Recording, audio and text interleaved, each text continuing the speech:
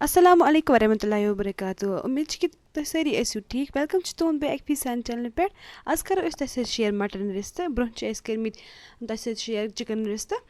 आज करो इस तसे शेयर इमिज रेसिपी युस वारिया ज्यादा मजेदार बनन छ बे छ वारिया असल यूनिक तरीकस मस हाओ त एस यम खतर एस ये माज नेमुत छ फ्रेश मीट छ एस नेमुत कट माज छ एस नेमुत त यम कड़ो इस अडजि सरी नेबर बे युस आसान छ अत यम छल आसान छ यह सारी कड़ी नेबर ताकि यम रिश्ते छ तम फटन न कहीं रिश्ते छ तम बन असल फ्लफी तो सॉफ्ट वो दगोक असम यथ कहीं पे असल पट बनावस इमुक फाइन पेस्ट अके साथ छ सोरी माज त्राउन कहीं कमै कमै कर छ त्राउन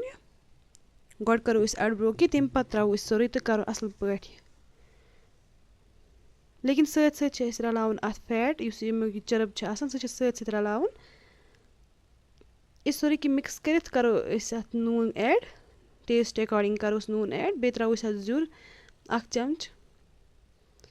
रलाओ असल पट करो मिक्स तम पत रलाओ इस मसाल की पाउडर छ इस रलाओ इस अत मज बदियान छ बे मरचांगन बे लिदर थोड़ा सा कम छ लिदर त्रावि बे बाकी मसाल यम एस पीसित छ थमित तो करो इस अत मज मिक्स अक्सर छ त्रावा अत मज इस बड़ आसान छ सु ये छ अत मज त्रावान लेकिन ये अगर तुम इतना बनयू यम रिश्ता बनन वारिया टेस्टी बे बनन वारिया सॉफ्ट तो फ्लफी ते असल पट बनाओ इमुक फाइन पेस्ट तम पत नेमो इस एग वाइट युस ठूल छ आसा तमुक यही नेमो इस वाइट हाना युस छ आसा तथ जून नेमो न कहीं अत करो अथ मज डिप तम पत बनाओ इस रिश्ता अम सत रिश्ता असल बनान असल शेप मज बनान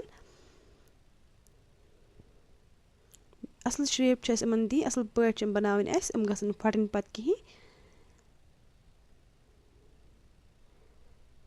तम पत नेमुत यह गरम आब यह ज्यादा हॉट नेमुत न ज्यादा सरद बस मीडियमस मज गसन यह मज अत हेको त्रयित तूत गस गरम आसन तो थोक अत मज रेस्टस 10-15 मिनटन तम पत थो लो फ्लेमस पे गस असल पे ग्रह खसन अत पे यह स्कम वगैरह आसान यह गस सोरी नेरो नेबर तो यह तुलो इस चमच सत सोरी अत थोल युस पत अमिच ग्रेवी सह गस असल बननी लो फ्लेमस पे लेकिन थवन अगर इस गोड तमन हाई फ्लेम थो हेकन क्रैक्स गसित तम पत बनाओ इस गंड तलित थमित अमन पेस्ट बनावन तो यथ तेलस मज त्रो यह जुर तो बेकी मसाल त्रमित तो हेकू अत मसालन हुन ज्यादा यूज कर लेकिन अस त्रे कम मसाल क्या गोड थे त्रेमित माजस सत मिक्स करमित मसाल पाउडर बे त्रो ये जिंजर गार्लिक पेस्ट लो फ्लेमस पे थमुत यह तेल क्या दज तेल अगर इस हाई फ्लेम थो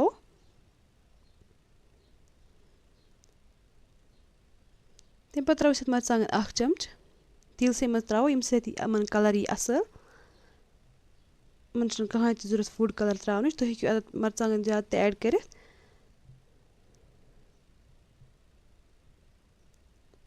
अत त्रो थोड़ा सा आब मरचांगन मज त्रो थोड़ा सा आब यह दज न कहीं तम पे त्रो गंड अमन बनाओ पेस्ट सह त्रो अत मज असल पे करो मिक्स फ्लेम लो थी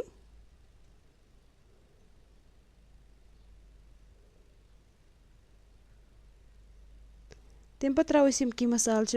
नून टेस्ट अकॉर्डिंग बे बदियान बे मेथ